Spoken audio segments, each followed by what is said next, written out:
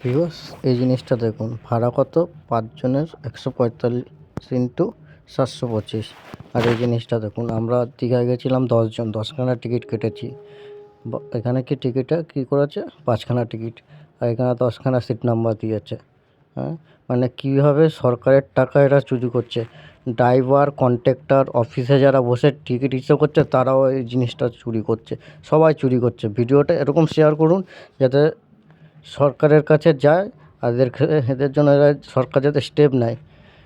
মানে এটা হচ্ছে ধর্মতলা এসপ্ল্যানেড, হচ্ছে সরকারি বাস স্ট্যান্ডের হচ্ছে টিকিট। প্রথমে কাগজে লিখে দিয়েছে 10টা সিট নাম্বার দিয়েছে, আর এখানে 5টা টিকিট দিয়েছে। এই জিনিসটা আমরা প্রথমে খেয়াল করিনি, বাসে উঠে গেছি, বাসে উঠে গিয়ে এই জিনিসটা খেয়াল করছি।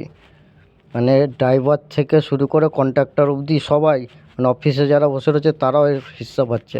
ব্যাপারটা কী হচ্ছে, এখানে সিট নাম্বার 10টা লেখা আছে, কন্ট্রাক্টর কিন্তু এখানে ওদের 5টা লেখা আছে, মানে টিকিটে 5 জন লেখা আছে। কন্ট্রাক্টর দেখে নিল, কন্ট্রাক্টর ছেড়ে দিল, মানে কন্ট্রাক্টরের হিস্সা পেয়ে গেছে।